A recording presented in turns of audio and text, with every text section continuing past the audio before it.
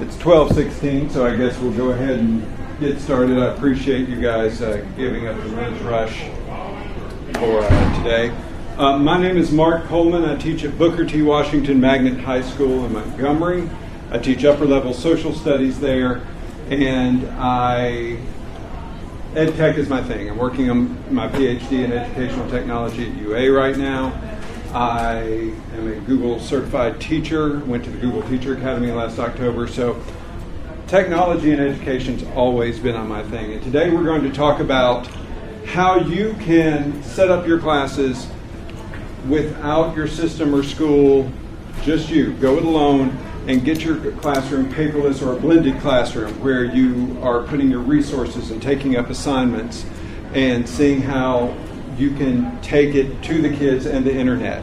We'll talk about some issues I've run into with that, platforms I've used, and a little bit about my own transition to a blended classroom.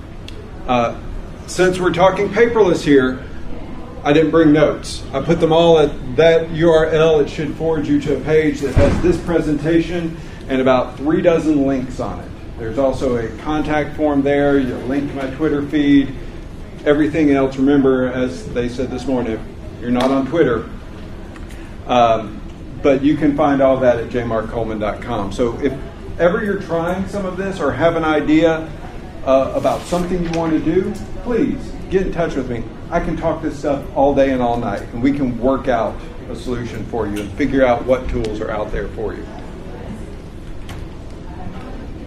So, a little bit about how I got here. In 2001, I was technology coordinator of the school I'm at now, Booker T. Washington, and through our partner in education at Auburn University of Montgomery, we got WebCT. WebCT is the original learning management system. This was in 2001 as a company. It was only 2-3 years old. It was awful, and I fell in love with it. It was one of those things that I don't know if any of you, I'm going to leave these companies nameless since some of them are here, but some of us have tools we've been given to a website. We want to add a calendar date. You have to click about 5 pages to get through. If you want to add just a snippet of an assignment, it's the same sort of thing. WebCT was awful about this, but I still loved it because my students would actually go there and work for me. Primarily at this point, I was technology coordinator, but I was teaching classes in digital design and digital recording, things like this. And my students there loved it. I loved it too. This was 2001. Very shortly thereafter, Blackboard bought WebCT. And they questioned our position on the license. WebCT was fine with it, Blackboard wasn't. So we were looking for other solutions. There's the problem with doing this as a school or an individual teacher. These systems are incredibly expensive. So one day I did a search, and I searched for open source WebCT. And if you're not familiar with open source, it's free software. Not only is it free as in price, but you can get under and look at the code, adjust the code to do what you want. When I did a search for open source WebCT, I came across a platform we've all become familiar with in the meantime. Thank you. Called Moodle. And Moodle is an open source learning management system. And that's the way I went. Now, what I did, I was going back into the classroom full time from tech coordinator. There's only so many times you can be data plumber for everybody else. We get that learning moment with the kids, and it's, Mr. Coleman, can you please report so-and-so's class? They can't see the internet. I'm sure some of you are very familiar with that. So I wanted to deal with the kids. So I went back full-time in the social studies classroom. Since I was having to rebuild my curriculum from the last time I was in social studies, I figured let's go digital from the ground up. My school wasn't ready. They didn't have the money. So I've been running Moodle paperless since I went back in the classroom 5-6 years ago now. I pay $40 a year for this. Now, I used to remember when they gave us the credit cards, my system would let me put my hosting on that. They gave me a receipt, things to that effect. Now it's still coming out of pocket, but for $40 a year, I never have to take a paper home. I never wonder when that student turned something in. It's time stamped when they turned it in. it's so worth $40 a year for the peace of mind that all the documentation's there. Mr. Coleman, I didn't see the assignment. Well, it's because you didn't go look, because it's there. And Moodle is what I use, and we'll talk a little bit more about this as we go on. So I had some questions about going paperless. Some concerns are the more appropriate. For one thing, how do I teach a class when I'm not handing them paper? How do I give them stuff for sub days when I'm not handing them paper? What sort of assignments do I give them when they're doing work for me online digitally? Do I give them just tons of essays, tons of blogs? I had a lot of questions about this that luckily in the past 5-6 years since I went paperless, there's a lot published on it. And once again, Twitter is a gold mine of ideas for this. Alabama Ed Chat's really going strong every Monday night. In case some of y'all don't know about it, it's hashtag AlEdChat at 9 on Mondays. We have other teachers in Alabama that are forward thinking. They have ideas for digital solutions. Ed Tech chats, I take place in social studies chats. They all have ideas for how we can take it online. So that solved a lot of my pedagogy problem after a couple of years of trial. What was the hashtag? What was it? Alabama Ed Chat is ALED Chat, and it's Monday at 9. Monday at 6 is Social Studies Chat. It's hashtag SS Chat, but that's me. That's a national one. Other questions is how do I encourage collaboration? I deal with magnet art students, which a lot of people go, oh, that sounds like heaven. It is until you try and get them to collaborate on creating something together, because they all have incredibly strong ideas about the exact way this should be. So how do I foster that collaboration when it's taking place in the ether, in cyberspace? How do I shepherd that along instead of watching it dissolve into angry name calling? What sort of assignments do I give for collaboration? What sort of tools do I use for collaboration? How do I evaluate these things? If I gave them a worksheet online, questions from the book, that's easy. They did it. They got credit. They answered it right. What about if it's a project? How do I document it? How do I have the rubric there? What sort of rubric am I putting on the website? Let's face it, when we do rubrics a lot of times, sometimes they're not as involved as they should be. I've seen rubrics being used from different teachers that I have no idea why they're getting 1, 2, 3, or 4 in this particular assignment. It's just listed there. How do we communicate effectively in our evaluation? And then my biggest concern was, what about those students who don't have home access? How do I work with these students to make sure that their classroom experience is the same as other students? Now, I'm lucky. I work at a primarily middle to upper middle class school. Most everybody has a computer at home or net access. Every year, I have a half dozen to 10 students that's an issue for. And so we have to work it out. Have I perfected giving them the same experience? Probably not, but I come close and I work hard at it, and they know I'm working hard at it. And because of that, I've had some go through extraordinary measures to make sure they have computer access in the evening. And we'll talk about some of the ways I've approached that, but that was my biggest question. What about the student who can't afford it, whose parents don't have cable internet, whose parents don't have a computer at the house? So when we're going online as teachers, we generally have two sorts of websites that we're going to put on the internet. And one is courseware, and most of us have used some sort of courseware before. We've used Moodle, we have used WebCT, we have used Blackboard, we've used Access through the Access Distance Learning Program. There's several of them here. These are sites that allow you to assign work to students and take up the work from students. They allow you to give tests, they allow you to do evaluations, projects, let them turn in, give resources. Or do we want to just do a straight up website? Do I want to make a website where all my assignments are there? Maybe I don't want to take up work digitally. Maybe some people still have problems wrapping their head around it. Or maybe you want a central hub for all your resources. I think every teacher should have their own website. and this is primarily for one thing. We all see the way teachers are talked about in the press and in the state capitals around the country. That doesn't sound anything like my classroom. I feel we all need to get online so people know that when interesting and innovative stuff is going on in our classroom, we can communicate it. We can control that narrative of what we as teachers do.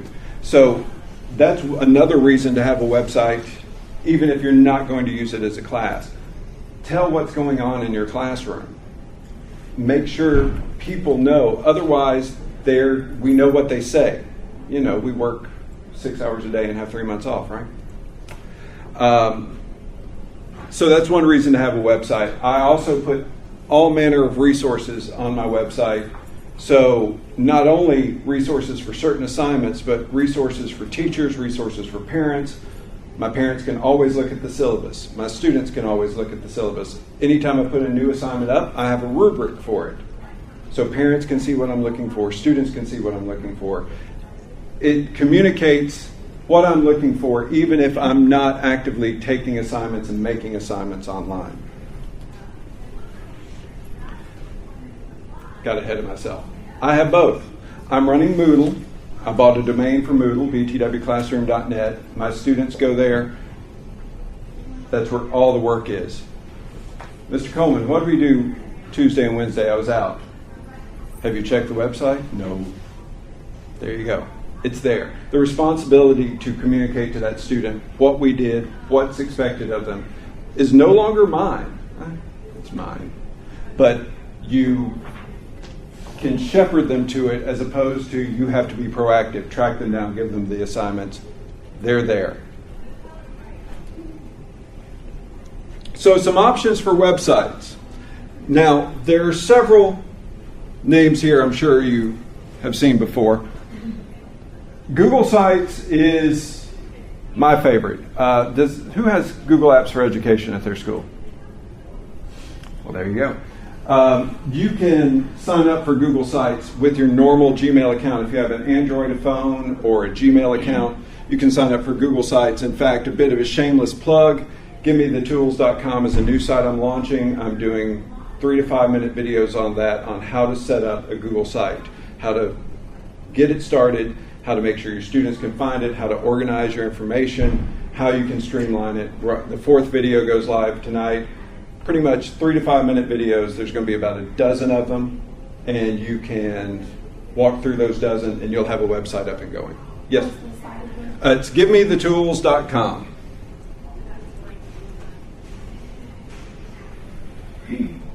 And that's just going live now.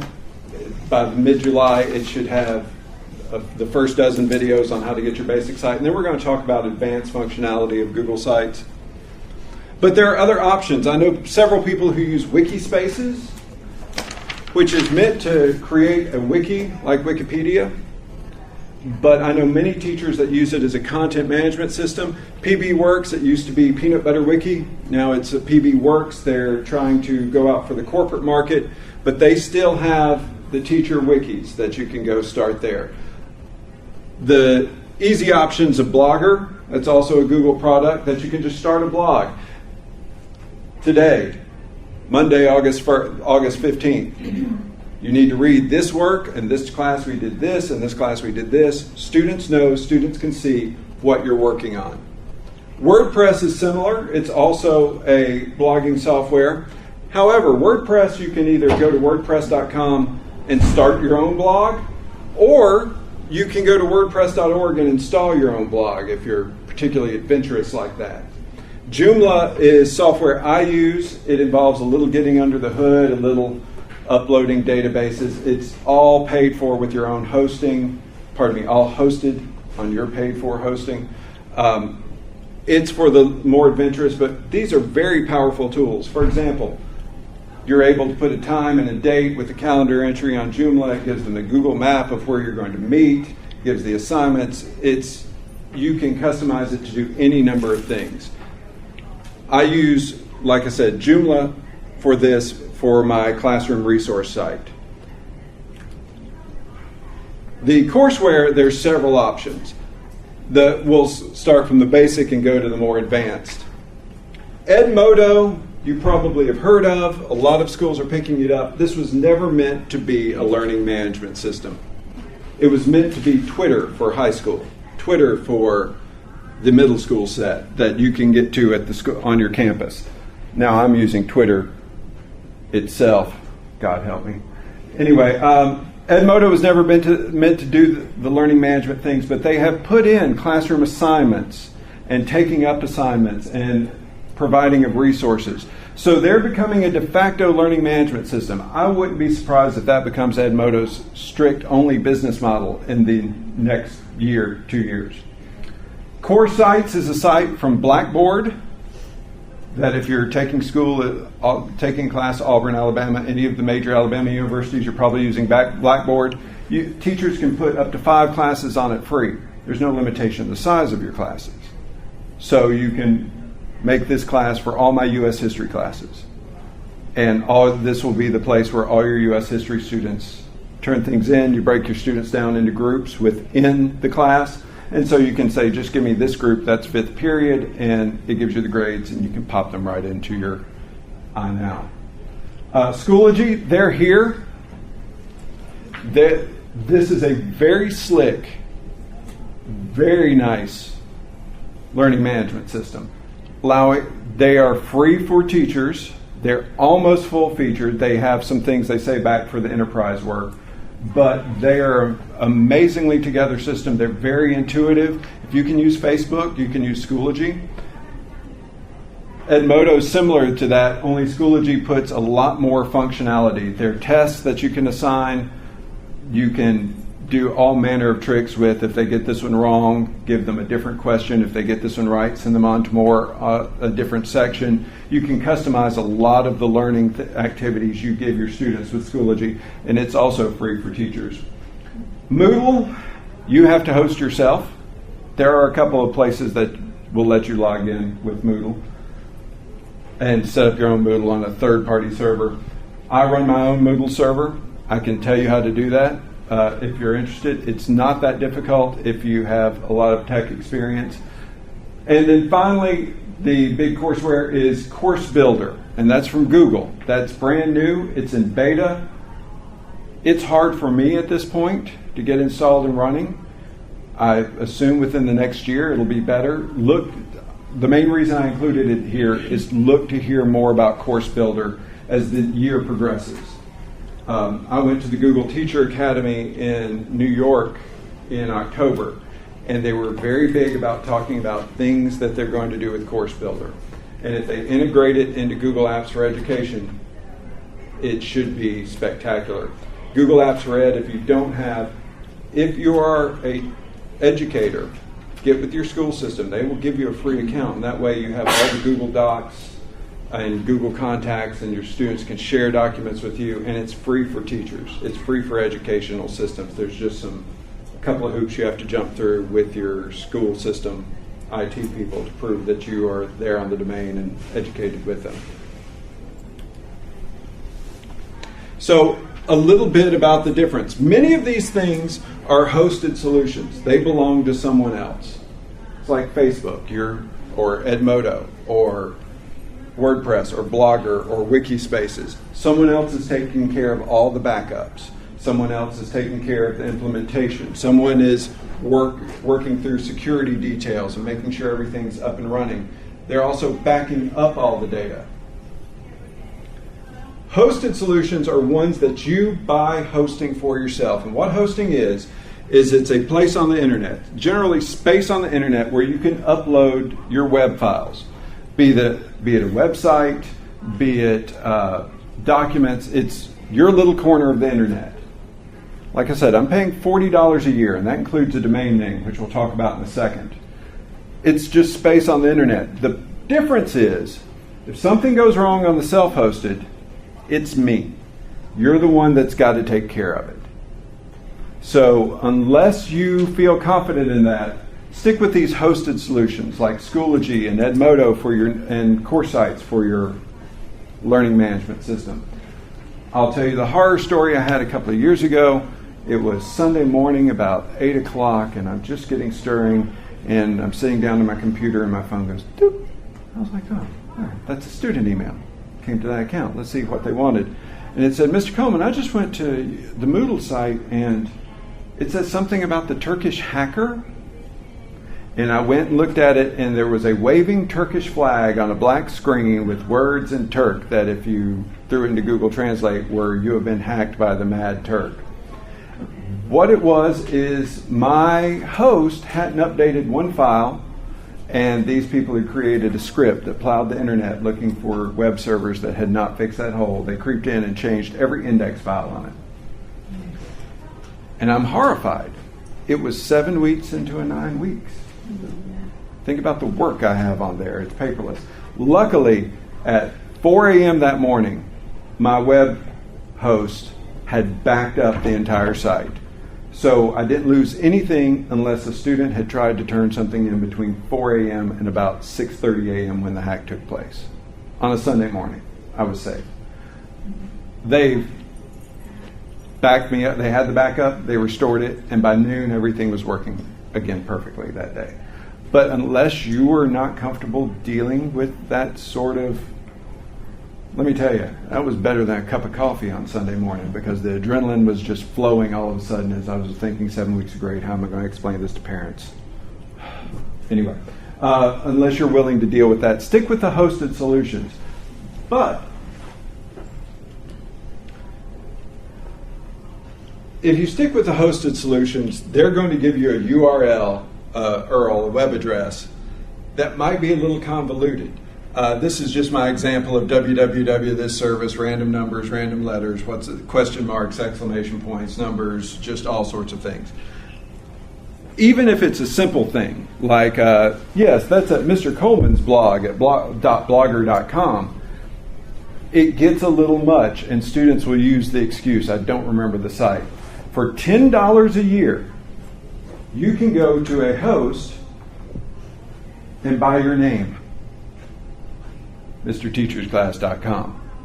And on that website, it will say, I want to forward it somewhere. So I was just talking to the Schoology people. If you have 7 or 8 classes listed on Schoology, there's one page that lists all those classes.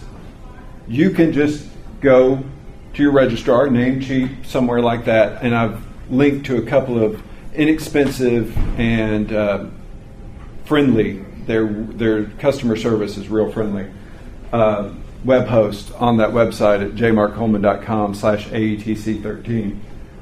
You can buy that URL and just tell it to forward it to this. Say you get a Google site, so your web address for your Google sites is https://sites.google.com/1/long obscured name. Instead of giving them all that, you can give them that address. They just enter it. Oh, it's at MrColeman'sClass.com. And you can name it for yourself. I let other teachers use my Moodle account, so I named it after our school. I call it btwclassroom.net, and my students are able to go there at any time.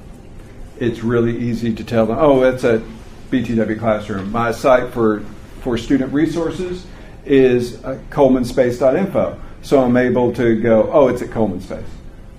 And they know what I'm talking about. They don't have to remember any longer space. Actually, there's someone who has colemanspace.com. He's not me, but his site's fairly active. So occasionally I was like, Mr. Coleman, is this your family? Not my family. Like I said, the domain registrar is about $10 a year.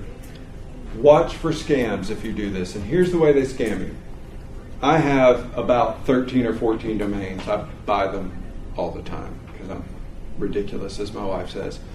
And I will, every few months, get letters in the mail from Domain Registry of America. It's all official looking, and it comes in and it says, your site, MrColeman'sClass.com, is expiring soon. You can sign up here to go ahead and re-register your class for $40 a year. People send them $40 a year to renew their site. That is not the person that has your website hosted, but by filling out those forms and sending them $40, all of a sudden now they're the people that own your domain for you, and it's costing you 4 times what it is. So just register, whoever you register it with, they will communicate with you that your site needs to be, your domain needs to be renewed. I usually renew it for 2 years at a time, and that way no one asks twice. It's always good. So watch for that. You'll get emails like this too. And what happens is when you register, there is a form that you fill out that's generally publicly accessible of who owns this site.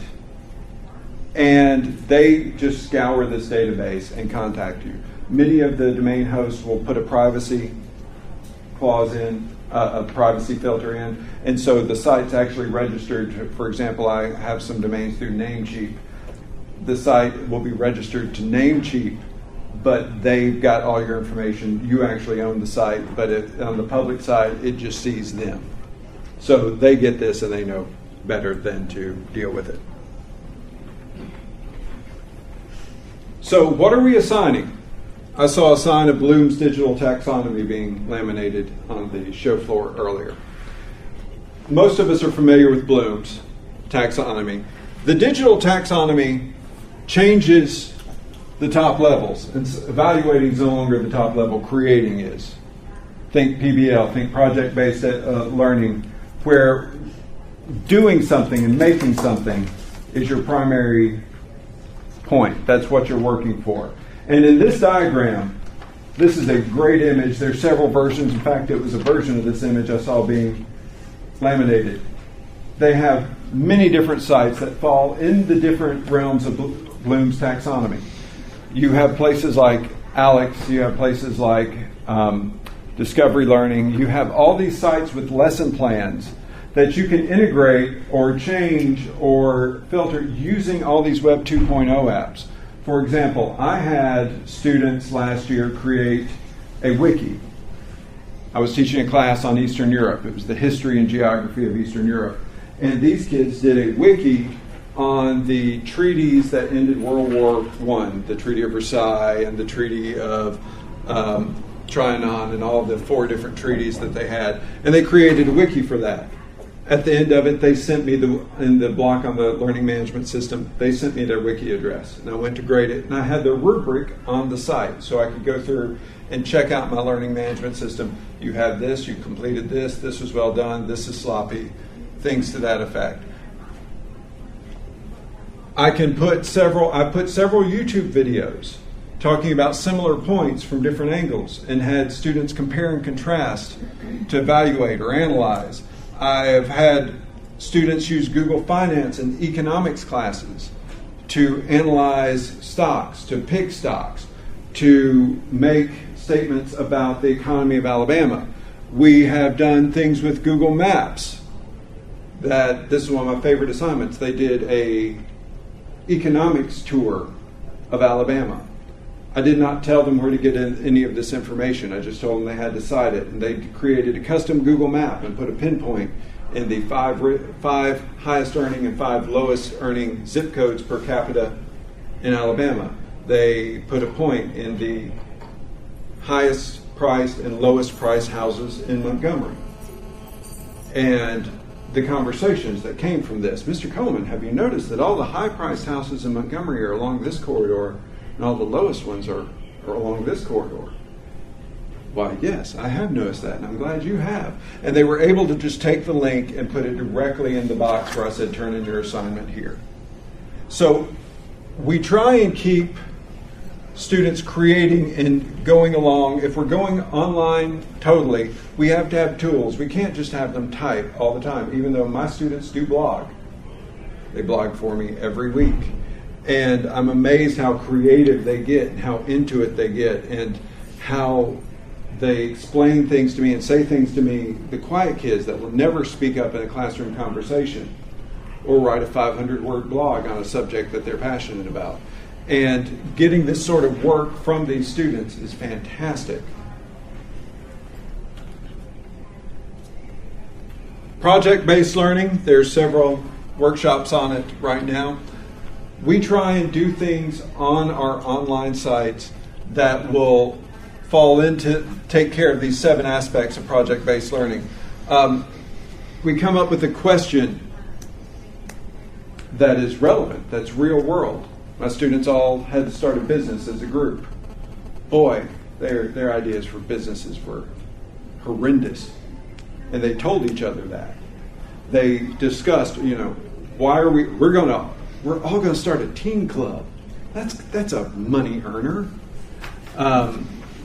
So we poked holes in all that. We had real questions or challenges, things that they might need to know, things that there are real questions to be asked. They came up with different options. My favorite one, a group came up with a 3D printing business that you could go into the mall and, we need this little plastic piece replicated at $75 a year replacement to fix our stroller. Okay, that'll be $15. We'll do it here. Come back in 20 minutes. Great idea until the 3D printers all hit everybody's home in 4 years. But anyway, 21st century skills. They had to find out. I made them research the markets for these ideas. All right, you want to open a teen club in Montgomery, Alabama? What's the teen population in Montgomery? What's your target market? How many people are here for that? Oh, you want to open a Bentley dealership in Montgomery, Alabama? How many people make over $500,000 a year in Montgomery and can afford that? You can find these records. Like I said, they critiqued each other. They spoke to each other about it. They went and revised their final projects, and finally they were all displayed where everyone could see them. And they had to create little stations, and it was each group got time off to go explore everyone else's station and get pitched. And so then we voted. There's a project we're going to work on where they're going to rewrite the Constitution of Yugoslavia to try and keep the nationalist wars of the 90s from happening, give everybody a voice, things to that effect. We're going to make the other classes evaluate their constitutions and vote on whether or not it works this time or fails miserably. I hate to tell them this, I've rigged the game. They're always going to fail miserably. But the product is out there. It's connectivist learning, like the early MOOCs, that when we create something, we put it out there so other students can see and evaluate from it. These are just some of the strategies I used when coming up with ideas for different classes.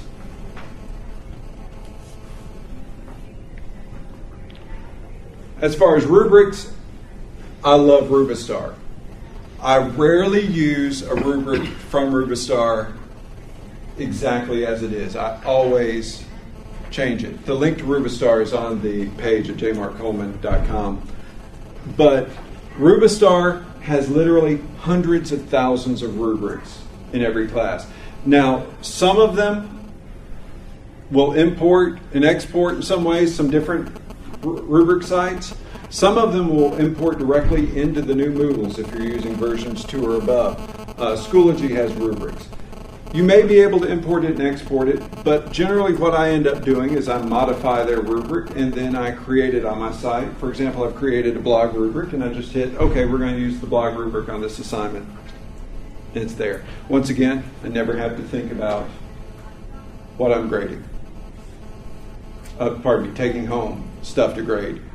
It's all there online. I never have to wonder, did I remember that folder? It's all there, and I've got their rubrics. And when they get their assignment back, their rubrics filled out. They know what they made, they know what they haven't made. What they made and what they did not accomplish well. So it's there laid out for them. I love a detailed rubric. And then I'll just copy and paste this over to my information site so parents know what we're looking for.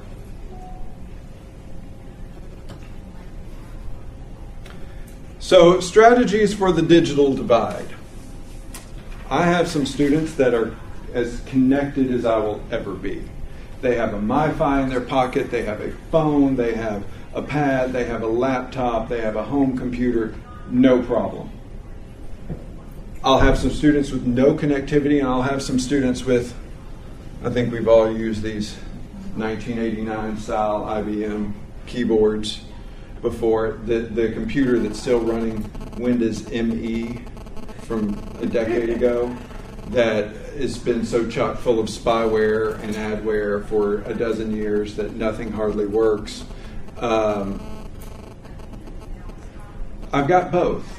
And so I had to form it. It's been a struggle every year. I have to work with these students. So I've developed a couple of ideas for what I do with these students. The very first day, my students tell me what their situation is. I have them all fill out a Google form, a Google Doc form. And one of the questions is do you have internet access from home? Is it reliable? Would you say your computer usually works? Things to that effect. I try to dress the questions where they're not embarrassing.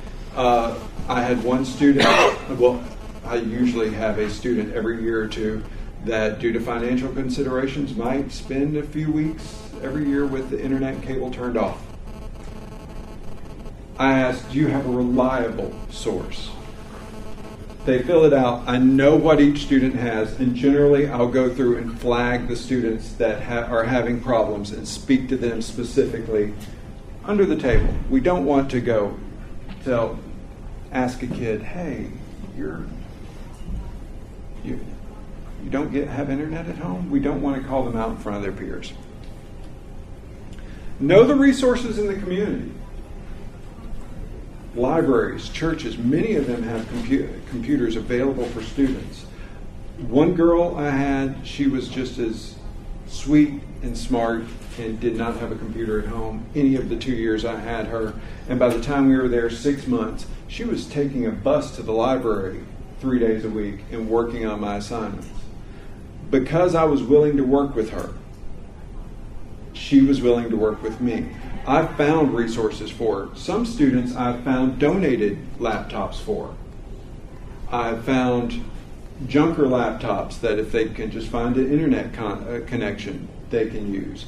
Know what's out there in your community, and if you have a student having a particular problem, maybe you want to communicate with the parents, maybe you want to communicate with the church, maybe you want to communicate with some local organizations.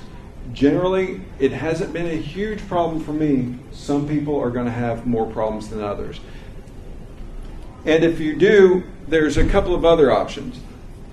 I like to give solutions and problems that can be done in mobile platforms. A lot of people that won't have a computer at home will have an Android phone or an iPhone that can access the web. I went mobile and didn't know it when I first went online because my students were blogging from their phones, and sometimes autocorrect can really mess up what they intended to say. But my students were going mobile very early on, and now that I'm on Moodle 2.3, it has a mobile interface. It has a pad interface. It'll tell what they're on and give them an interface built for it. And at one day last year, I looked, and for the month of February, I believe, around 35% of all my traffic was from mobile devices. That includes times where I would take students just to regular computers in our labs. It was almost like they were exclusively mobile when they had gotten home. So I looked for things that can be done mobile devices. Google Docs is good, nice and mobile. Many of the Web 2.0 apps out there have mobile interfaces. So it's just keep that in mind. A lot of times that is your solution for the kids that don't have a home computer. School labs, of course, sometimes this is problematic. Filters get in the way. Outdated Java installs, outdated Flash installs, things don't work. Oh, today this entire classroom is down. We don't know why. That's problematic, but it's always a solution there. And one class a couple of years ago, it was a smaller class, had about 16 kids in it. Oh, I long for those days. Anyway, I had about 16 kids in it, and about 4 of them were my ones without regular home connectivity. So we went to the lab often. Now, it wasn't just we go to the lab and here, fly, be free, little bird. But we had specific goals when we went down there to help everyone keep up. And when you're dealing with project-based learning, it's easy to come up with these goals. Look for things that are open source or Web 2.0 free. Mr. Coleman, we don't have Word on our home machine. Well, here's a disk. I downloaded OpenOffice for you. It's free. It'll save it as a Word document. I have OpenOffice on my home computer and my school computer. It's free. Go with it. Mr. Coleman, I don't have anything I can edit pictures on my computer. It's old. Well, there's Pixlr, Pixlr, and it is a free web editor online in the browser, and you can just put your pictures in there and do your cropping. I have a project I have called Crop It, where I will portray a historical image, a picture or a painting, and they have to crop out 1 square of it and tell why that's the most important 2 inches of that picture. It's a great assignment for getting kids thinking about what this image they're looking at is all about. But then I hear, oh, Mr. Coleman, I don't have anything that can do that at home. Here's a Web 2.0 solution. It's free. Please just use that. So it causes you to have to think on your feet for it. But once again, you can always go to the well with Twitter. Somebody has a solution out there. And I'll link to several sites that have numerable Web 2.0 tools on that J. Mark Coleman page.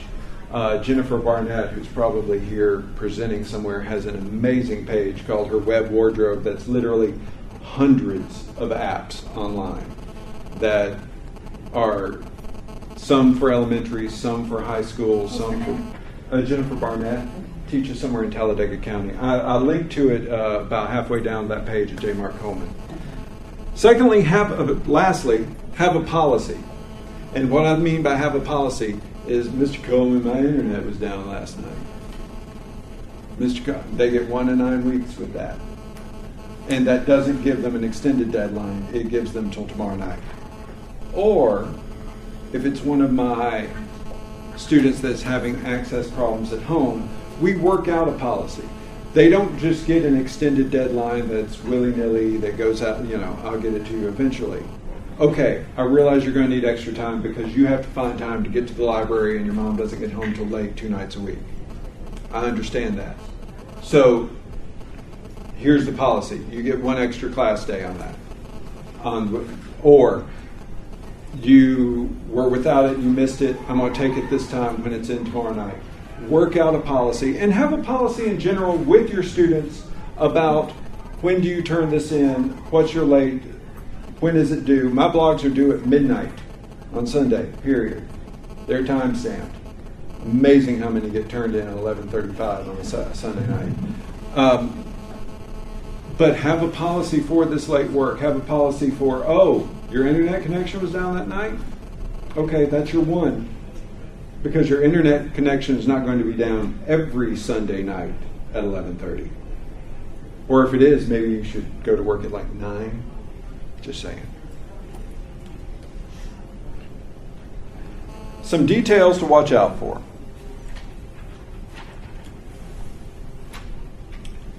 Be present. If you're requiring them to log into your website, you need to pay attention to what's going on. You need to communicate with them things that are going on. Two of my favorite communication tools. One of them is my new favorite communication tool. It's Remind 101. Has anybody used that? Oh, that's awesome. You sign up, it's free.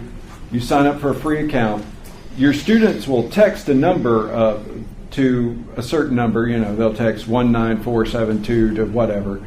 And they've signed up for my first block class. So I'm going to set it up to text everybody who signed up for my class Thursday night at 6 o'clock. Remember, there's a test tomorrow. I'm going to set up Remind 101 to text all those people at 7 o'clock on Sunday. Remember, there's a blog due tonight. You can text all your students at once. Students don't use email. I don't know if y'all have noticed that. They'll email me, Mr. Coleman, I have a question about such and such. Is it going to be this or this? And I'll see them next time in class, and they'll say, I sent you an email asking this question. It's like, yeah, it came to my phone. I answered you within 5 minutes. Oh, I haven't checked it yet. For them, email is for signing up for Facebook, Tumblr, message boards, and thanking Grandma for the sweater or $50 at Christmas. That's what email is for. They don't, applying for college, they don't use it for their everyday conversation. They use text. So sending them that Remind 101, they'll actually get that. I also have a Google Voice account. If you don't do this, this is the most awesome thing ever. Google Voice, I set up, if you've got a regular Google login, I logged in as myself and went to voice.google.com and got a number in Prattville, the little town right outside of Montgomery. They'll give you options. And when parents call that phone number, they get my voicemail. When they leave me a message, I get their voicemail as a text, transcripted, and I can call them back and it looks like my Google Voice number.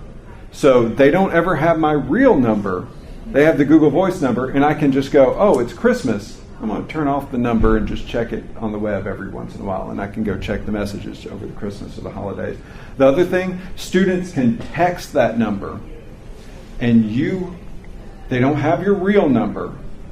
If anyone's being insulting or anything like that, you can block a certain number, and you have the entire conversation outlined on the Google Voice website. So if there's ever a question about what was said, you can just go straight to Google Voice and hit print.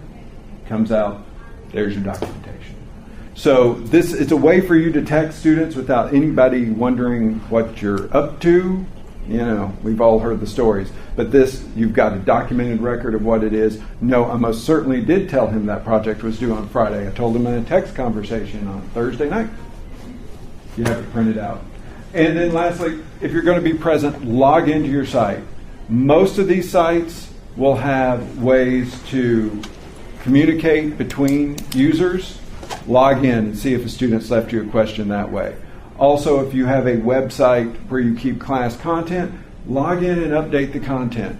When you get a website, nothing is more boring than a brochure on the web. And so a lot of our school sites are like this. I mean, some of us have school websites that haven't changed in a year. Who's going to go to that? Who's going to go to your site if you're not adding stuff to it? For example, on most sites, it's real easy to integrate your Twitter feed. Create a Twitter feed just of interesting links regarding your subjects or your classes and have it go straight to your website. And that way, right from your phone, you're like, oh, that's a great little documentary on such and such. I'm going to tweet that out. Or, hey, that's a neat little YouTube video. I'm going to tweet it out, and it all shows up on your website.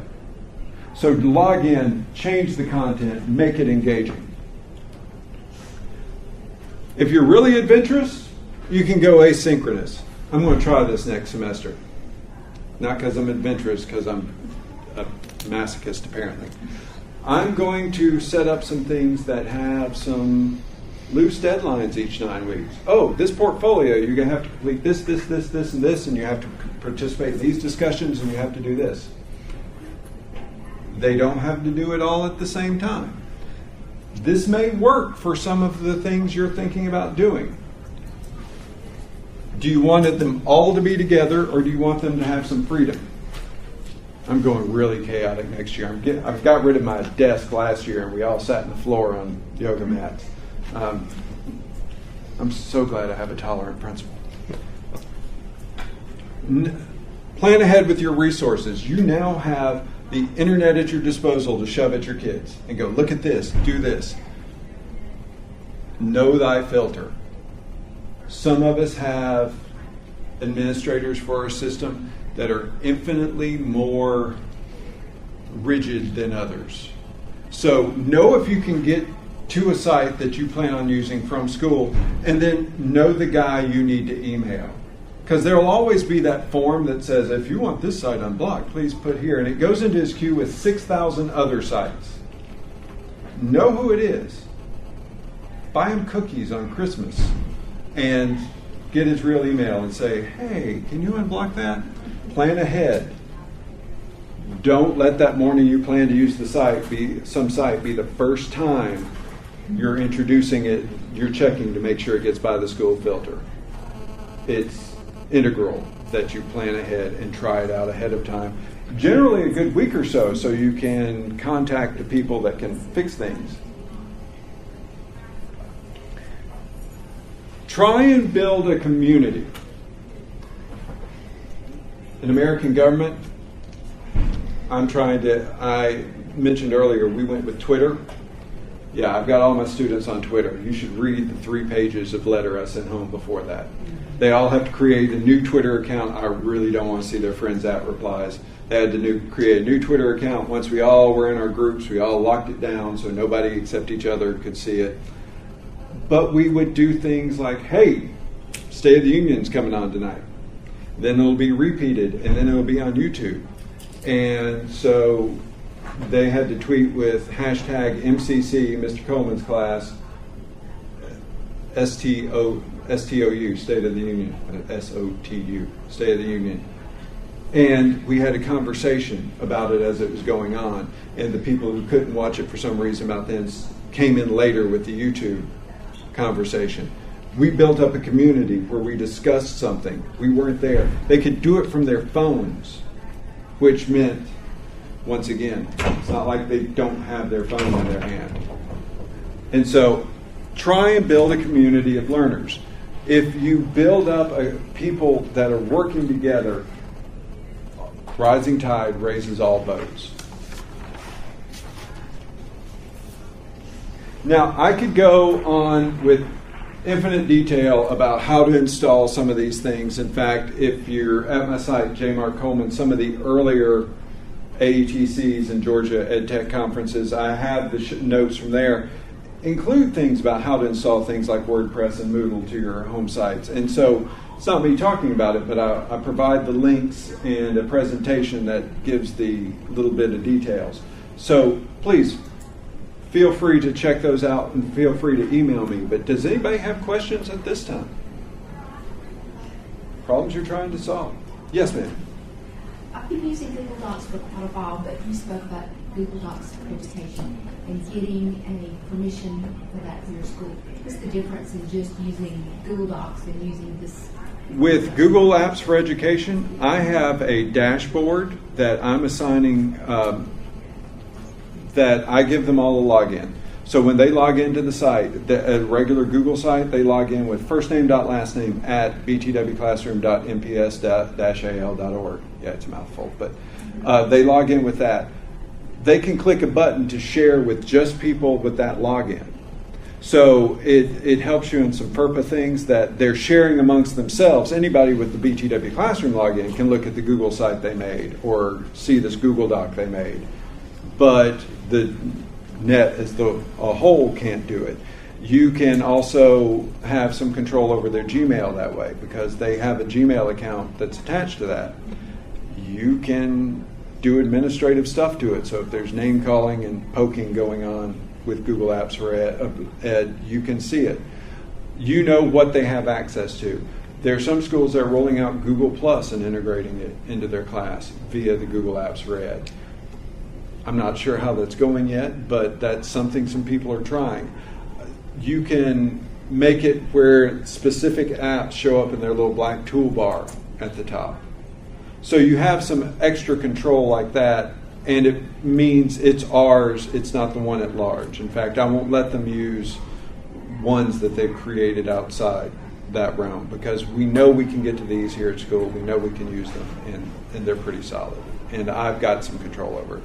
Does it make it a little bit more reliable? Sometimes when we're on Google Docs and there's so many people, it'll take, like the sharing won't happen with me immediately or something like that. So does that make it that depends on, I've got a lab at my school that it works fine in, and I have another lab that it doesn't, but that other lab is further down the network chain, so it's like we're trying to get all that information down a water hose instead of a water main.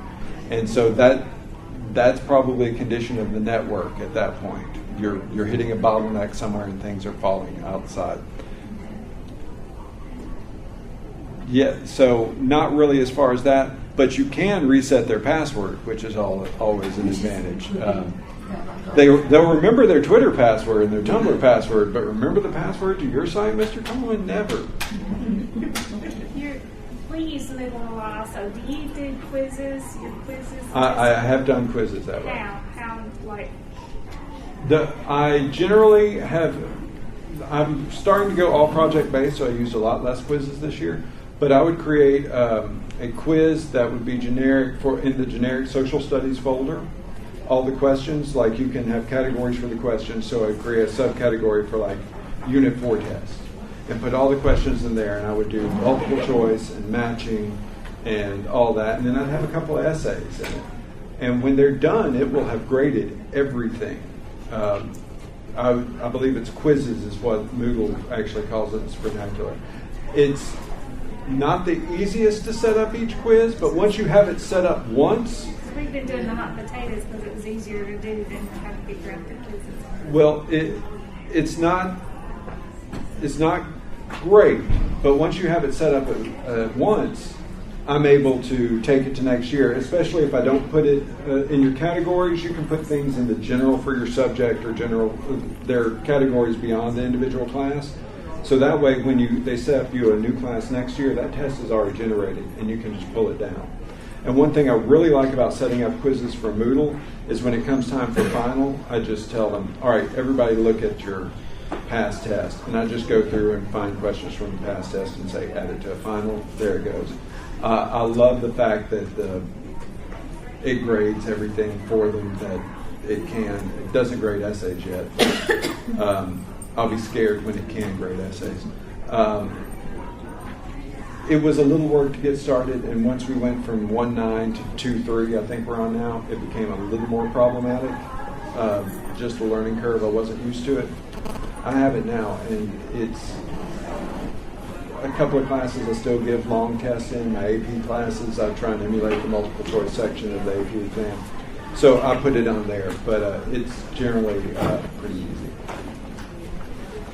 Is Edmodo, does it do a quiz like she's talking about also? I think there is a quiz function. They're telling me it's a quiz function. It's a quick poll. It's what? Like a quick poll. It's like a quick poll. And there's actually one of the things I'm going to do on the Give Me the Tools is, with Google Docs, you can create a web form that lets you go submit information. There's a plugin, I think they call it an extension for Google Docs spreadsheets called Fubaroo. And it will grade those for you. So you could make a multiple choice test in a Google Doc form, and then when you get them all in a spreadsheet, you create a key entry, tell it this is the key, grade it all, and it will spit out the grades for you.